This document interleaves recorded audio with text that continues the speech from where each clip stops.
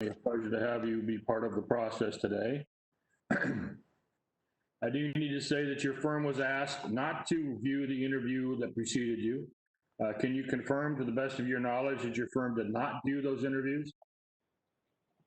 Yes. All right, thank you. Again, we have 35 minutes allotted for each interview.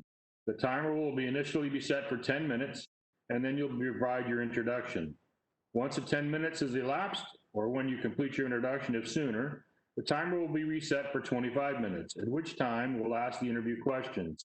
All firms will be asked the exact same questions, but there may be follow-up questions based upon your responses. Before we begin, please let me know if you provided the optional PowerPoint for your introduction. It appears you have, so we'll ask the CalPERS team to bring that up.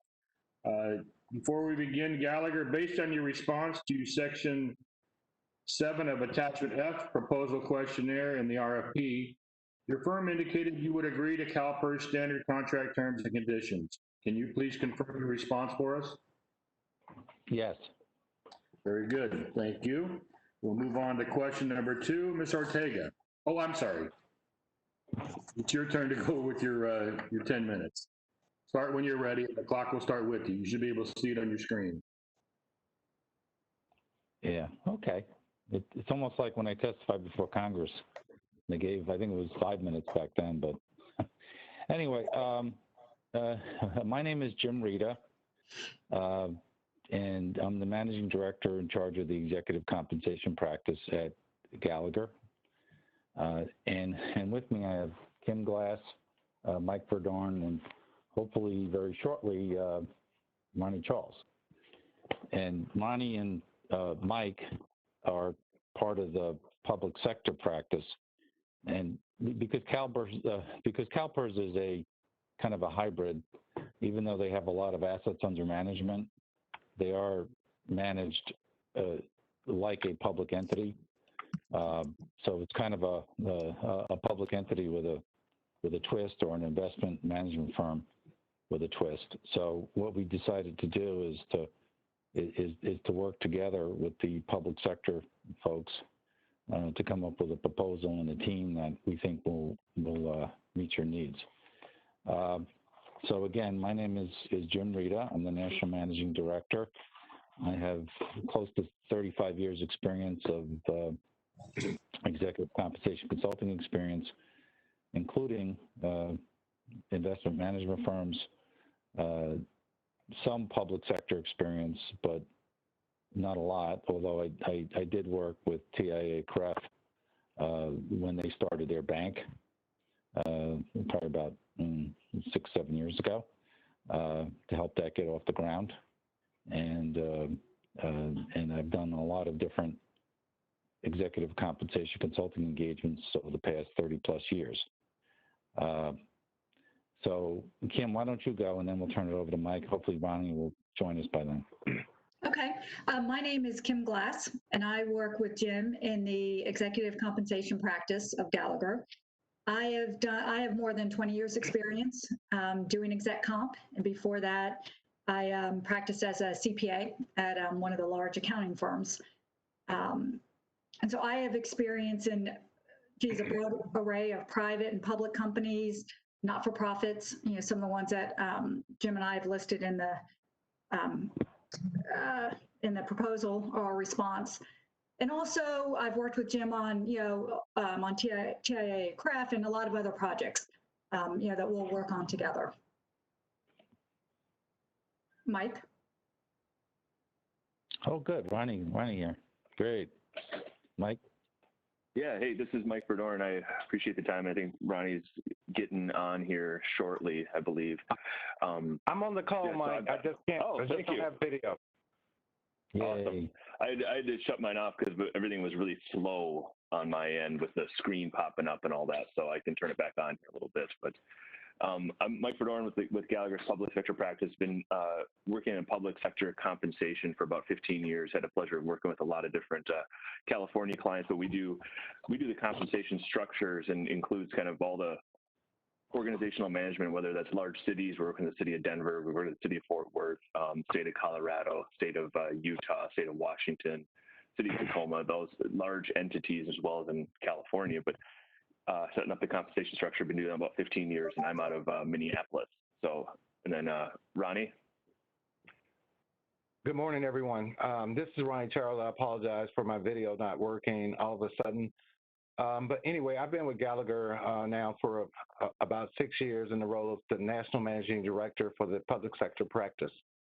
So prior to coming to Gallagher, I bring over 35 years of experience at the executive level as it relates to being in organizations throughout the country. For example, CHRO for the City of Baltimore, CHRO, Chief Operating Officer and Chief Administrative Officer for the District of Columbia, HR Director for the State of Virginia, HR Director for a number of other cities.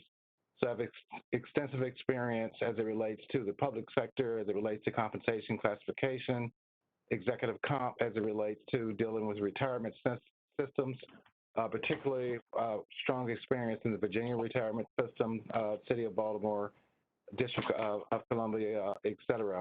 We manage hundreds of projects across the country as it relates to, as Mike alluded to, as it relates to classification and compensation. So I'm really glad to be here with you all today. So thank you.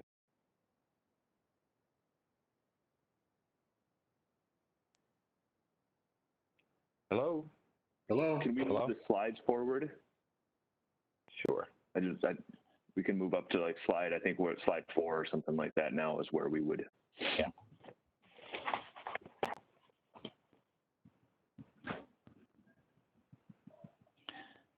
Great. Let's see. So the 4 principal consultants, probably slide 4. Can you advance one more?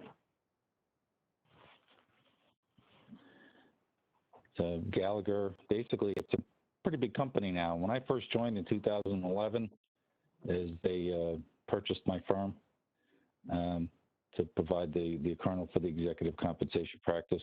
I think they just broke $1 billion in revenue. Now they're 6 and probably 8 billion when everything's counted for the last go around, even with COVID and everything else going on. Next slide.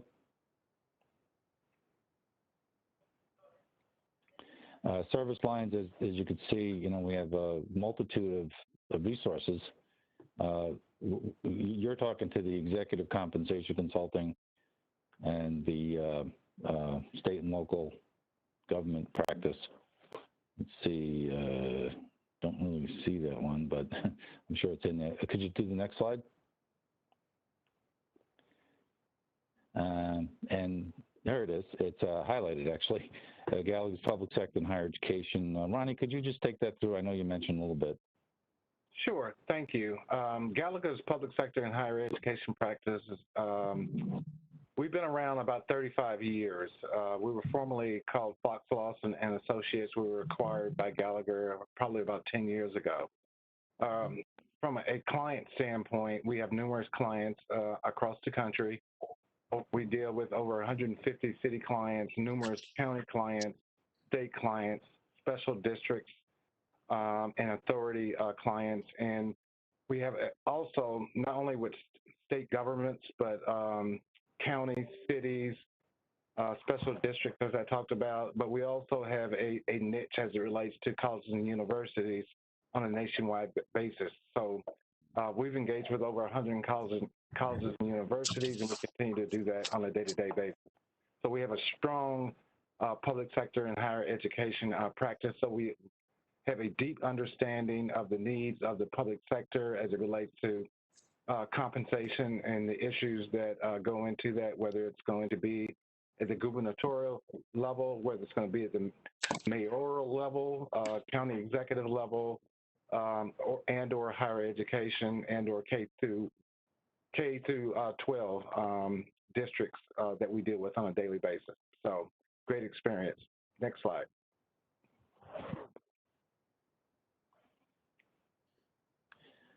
So here's why Gallagher. We're very responsive. We're clear.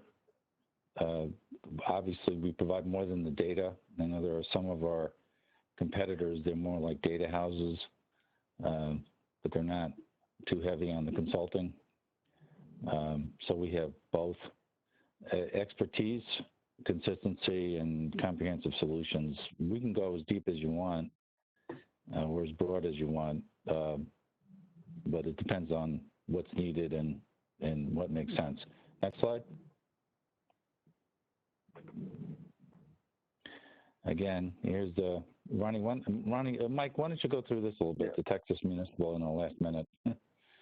Yeah, so this is kind of a lot of the same kind of base comp and getting into some of the incentive comp design at TMRS. And we've done a survey for them a few different times.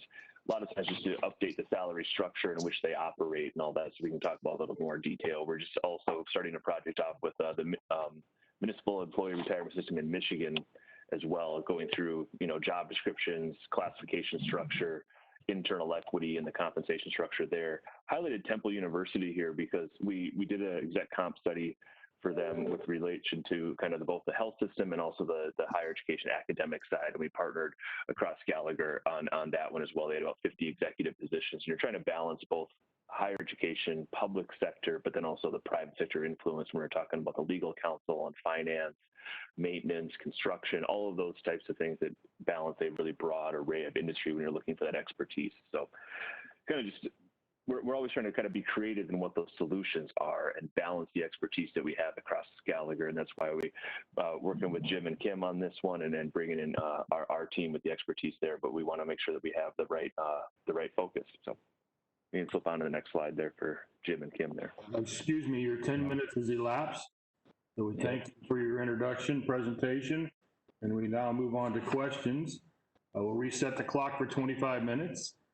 You already answered the first question, but your next question is going to be from Ms. Ortega, please. Thank you. The next question is, based on your knowledge of CalPERS, the Board of Administration and its Performance, Compensation, and Talent Management Committee, and our incentive compensation program, what actions would your firm take within the first 120 days if selected? Well, it's always hard to have a judgment before you even started the project. But I think, the biggest thing is, our experience is, this is Jim Rita, by the way, a long-term incentive, or the incentive programs are usually the most complicated and the ones that have the most value. Even with an organization like yours, the salary obviously needs to be competitive, but that's not as complex or as focused, if you will, where people have more opinions on the incentive programs than they do on salary per se.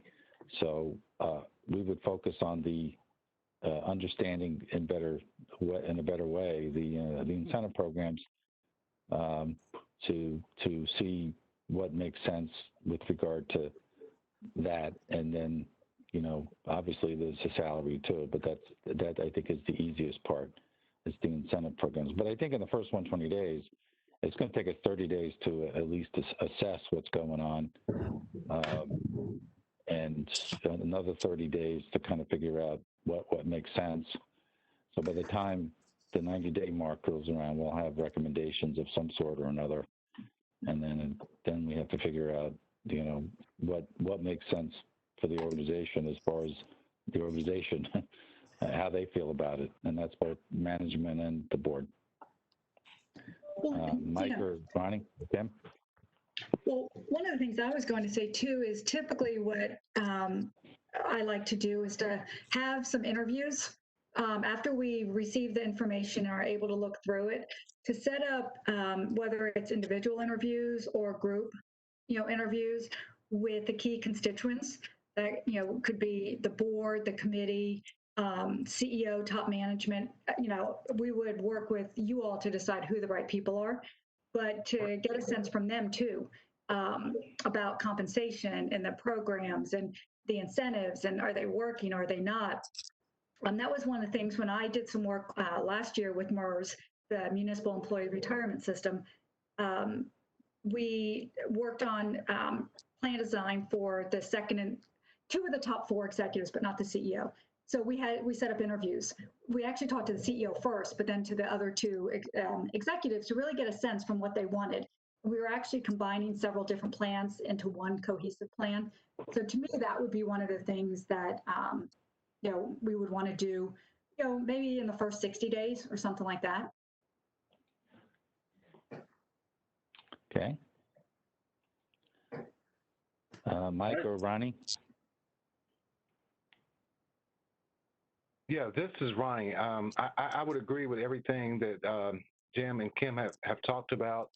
I think that within that first 100 days, as we talked about, the first 30 days would be a lot of data collection, making sure that we understand the organization, how it operates, what your compensation philosophy is, who you compete with, and those type things, and what your strategies are.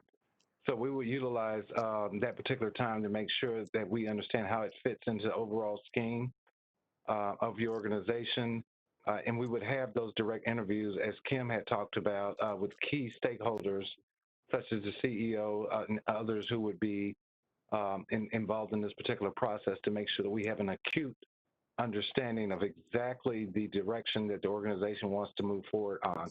So those would be the key things that we would see within those first 30 to 60 days. And then from there, I think we can begin to develop strategies as it relates to understanding a lot more about the executive comp strategies and how you want to move forward. Mike? Yeah, nothing to add. I think we can move on to the next question. That summarized it really well. Similar approach and thoughts. Okay. Thank you. The next question is Ms. Middleton. Thank you. What current compensation issues exist for public sector employers as related to incentive pay and highly compensated executive and investment management positions? And how might those issues impact CalPERS' ability to attract, hire, and retain high-quality executive and investment management team members? This is Jim Riga. I'll take this just for maybe 15 seconds, and I'll turn it over to the public sector people. Well, the first thing I noticed that there was a pretty big budget cut to CalPERS. I mean, I just kind of read it on the wire as far as the state of California, which I guess is COVID related. But you're kind of stuck in a position where you have to attract and retain with other financial services firms, because those are the kind of people that you need. So that's pretty tough. And I think the way that, as I mentioned earlier, a focus should be on the incentive programs. So as CalPERS is successful, the executives will be successful, and try and put some retention handcuffs on it. So, Kim, do you have anything to add? Then we'll turn it over to Mike and Ronnie. No, I think how you just laid it out makes sense, and definitely retaining. And again, that's where interviews and just really getting a sense of what the executives how they view the current programs and what changes may need to be implemented, or additional programs just temporarily, even for the next 6 months or something like that, maybe a year. Mike? Yeah, so that's the balance between the public sector and the connection there is something that we see in a lot of different functional areas across those organizations, because there's it's the retention. I like that Jim brought that up about kind of the handcuffs, and looking at the retention aspect of it is, we've seen that in multiple positions with people can go and they can be gone and make a big chunk of money in 2, 3, 4 years, but sometimes they want to come back when it comes to the stability that may exist in there. And a lot of it has to do just, I think, with the public perception as well, when it comes to what are these plans, what are they trying to reward, and it's this communication of what that is, because they have highly compensated individuals that all of a sudden that names are out there and all this kind of stuff, and you just want to make sure that is understood as to why are they compensated like that. But it's part of just over communication and ensuring that there's a connection between what those plans are incentivizing and what they're rewarding. And then make sure that's based upon in the market data as well. There's a connection between the different functions, whether that's investment, whether that's the IT, whether that's the accounting and a legal aspect of it. They have to be connected back to the pertinent markets. But it's also a definition of, as Ronnie said before, what is that market in which you are trying to be competitive in? So, Ronnie, anything else to add to that? The only thing that I would add to that is that, yes, from a compensation standpoint, yes, incentives are going to be extremely important. And as Jim stated, you know, the competition for investment staff and these highly compensated executives who have to deal with the programmatic issues of retirement systems. And of course, as you're certainly aware of, they shift quite a bit industry-wide. And we've seen that shift over the last few years. You know, how do they progress and make sure that they have sound funding over the years as it relates to the demographics of the organization, as it relates to a shift from defined contribution, managing defined contribution programs to potentially a hybrid of defined, not just defined contribution, but defined benefit programs, et cetera. So it brings in a different level of complexity. It brings in a level of complexity as it relates to, for example, it could be public safety, for example, that could have a separate program for which these highly compensated executives would have to consider. So it's a broad-based viewpoint as it relates to the attraction and retention of these type executives.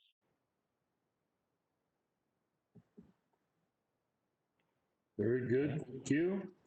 It brings us to item 4, Ms. Oliveros. Thank you. The scope of services for this contract includes the provision of compensation related educational sessions or workshops. If asked to provide this service one or more times during the course of the contract, what approach would you take to design a session? And what key topics would be important to share with us during such a session? Now, it's an educational session as to the compensation program or investing in general, or what's the subject of the, sorry. So I'll read it again. The scope of services for this contract includes the provision of compensation related educational sessions or workshops. Got it. Thanks for repeating. Well, compensation related workshops, certainly that's something that we can do ourselves. We don't need to bring anybody else in, because that's something that we've done for other clients in a lot of different other settings. It's basically just helping to communicate either the existing plans or new plans, or you know, we could even conduct focus groups as to how the changes are received. I mean, there's a lot of different things we could do with it, which we've done before. So we would do that ourselves. We do have resources within Gallagher that help with training and handbooks and other things related to that, but I don't really think we would need much more besides ourselves. I mean, Kim or Mike or Ronnie?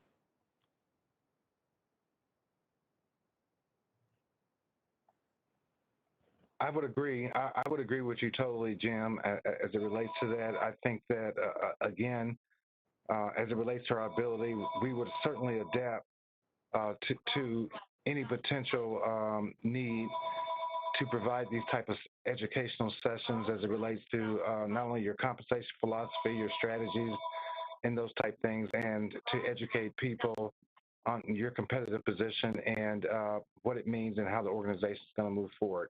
We have extensive experience in doing this, and we would see this as being not an issue for us. I think the 4 principles that you have on this particular call right now are highly capable of doing that. We could conduct focus groups, again, have meetings with key stakeholders, et cetera, but we would adjust and adapt as appropriate to the needs of CalPERS. This is Mike. I just wanted to add in, like, I think it's a big piece to that overall communication plan of it. And a lot of times we're doing a project, we want to come in and have those general education sessions. We kind of view them as that, not more informative, but it's like coming in and say, here's what we plan on doing, and here's how we're going to get this information. Here's what we're going to do with this data. And then we can come back and say, here's what we found from this information as well. We want to make sure we're open to say, here's how we're going to go about it. Here's the potential areas that we may have to pivot based upon data that we collect, but we don't know all the answers until we get further into the project, when you see what the actual numbers are and what the feedback is from the focus groups that Jim and Kim had talked about earlier as well. Right. Okay. Very good, thank you. Brings us to question 5, Ms. Middleton. Yes, thank you. Describe your experience working with diverse boards or similar bodies which operate in public settings. What do you do to balance the needs of the board, the organization, and its members and beneficiaries when you develop and present recommendations? Kim, why don't you take this one? Because you work with Blue Cross Blue Shield of Tennessee, which I think is somewhat similar. Well, okay. So with Blue Cross Blue Shield, I work directly with the compensation committee. It's interesting though, because at all of the comp committee meetings, basically all the board members attend all the different committee meetings. And so, I have a sense, as I said, my main contact is the comp committee chair. So I work through her. She's the one that I first present, results of pay studies to, or we'll have conversations if we're thinking about redesigning a program. And then I will also work with my key contacts at the client, whether it's, the CEO, head of HR, CFO, someone like that. But, and then usually we'll all have conversations together before we get to the board meeting. So by then we've covered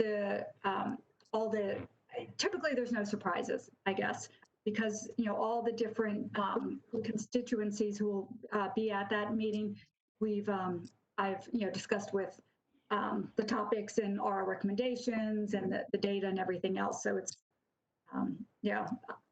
but fortunately, I have to say, I don't think I've really ever had a bad session, just because of all the planning and the collaboration we've done beforehand.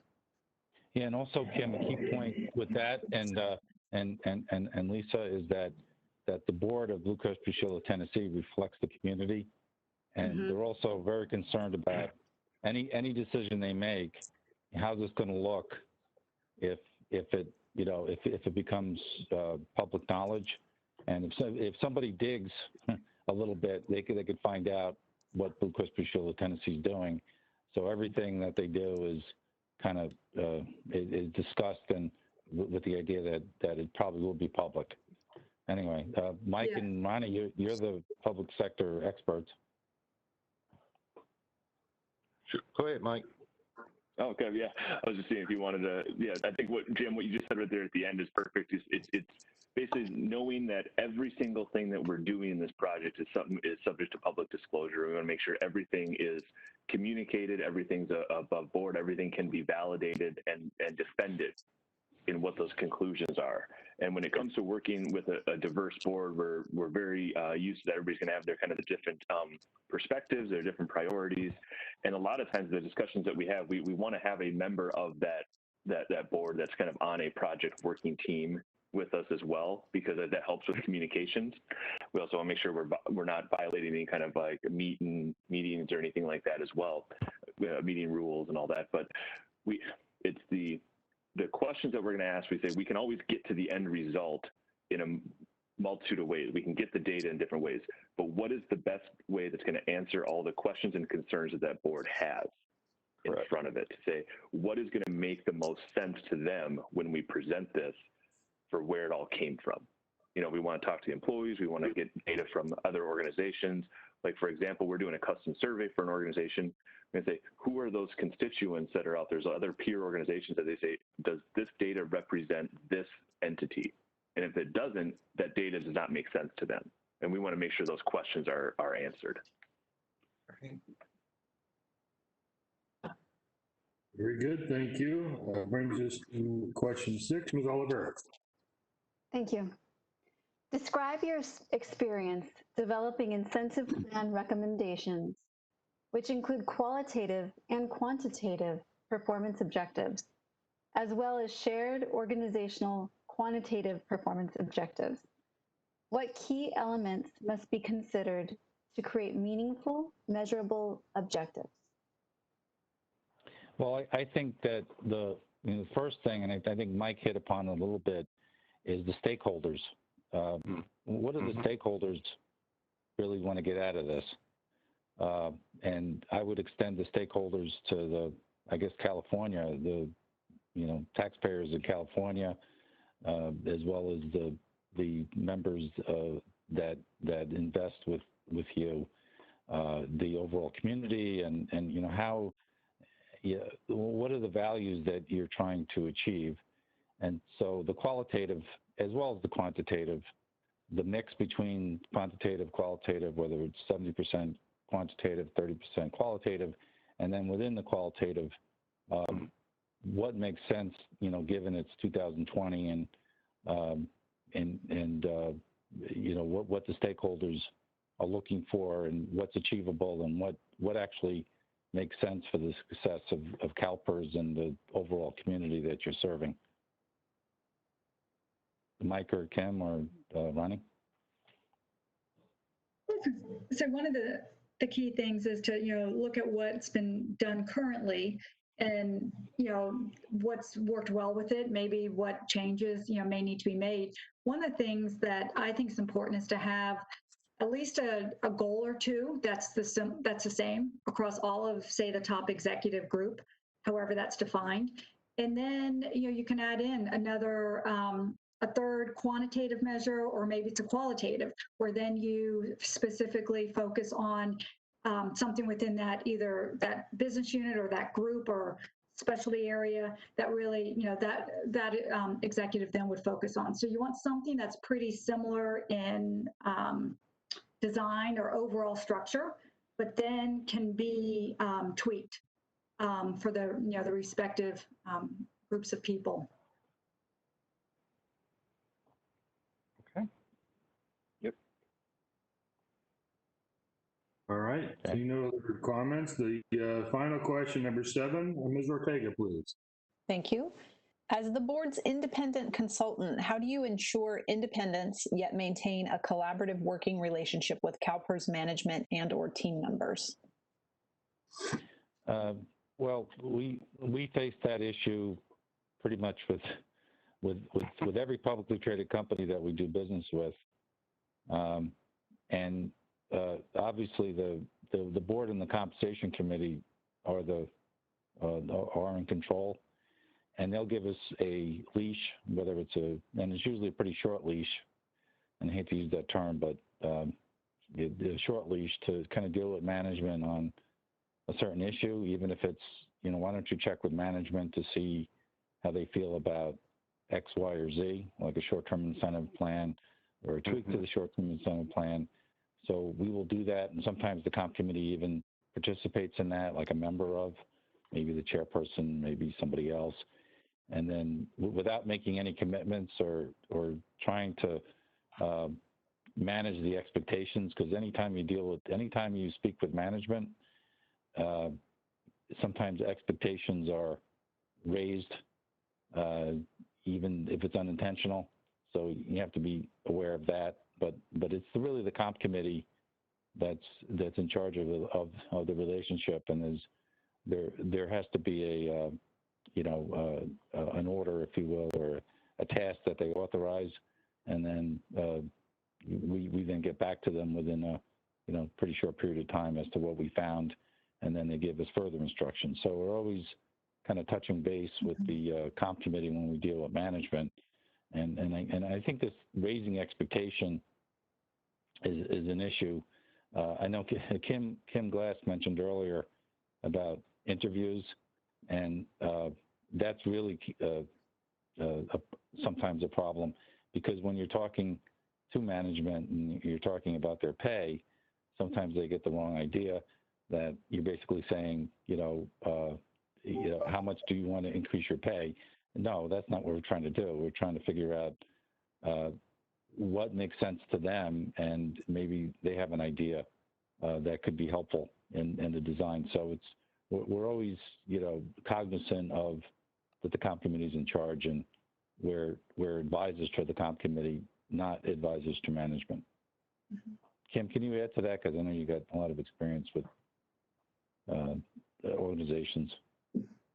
No, I'll say just that I think we've been fortunate that, and all clients that I can think of that I've worked with are very respectful of that the board and or committee, whoever it is that's hired us, is the one in charge. And so, there have been times where I've been asked, say, by the head of HR, can you do something for me?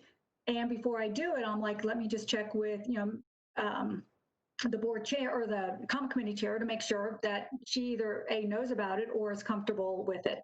So, that doesn't happen that often, but that's kind of a role that we're pretty used to having to play, is more or less letting, the management know that our kind of first priority is with the committee or the board.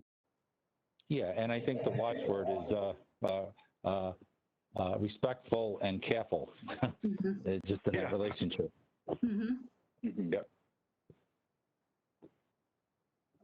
Mike or Ronnie, do you have any comments? Yeah, I just wanted to add in, I know the clock's winding down right there, but just it's a balance. I think it's, as I said, setting expectations at the beginning to say, here's what we can do. If there's other suggestions, we can try and test them out. But ultimately, we need to be able to defend and everything and trace it back to the data, trace it back to the information that was gathered and what those priorities are, and be able to stand up in front at some point and say, this is what we recommend. We're not going to change that report based upon a perception of a single party or anything like that, but we need to explore why that's being asked at least. So, yeah, Mike, this is Ronnie. I think you've done a good job in explaining that, as has Jim and Kim. I'll take it back to what Jim started off with. It's going to really be the charge of the comp committee. What's the charter? But along that, there's still stakeholders that go along with that. So I think the balance is not only the charter itself, but making sure that voices have been heard, and that we as consultants understand those voices, and that they're communicated back and correlated to the charter itself. So I think that that's extremely important, that you have that balance between the key constituents and stakeholders that go into this particular process.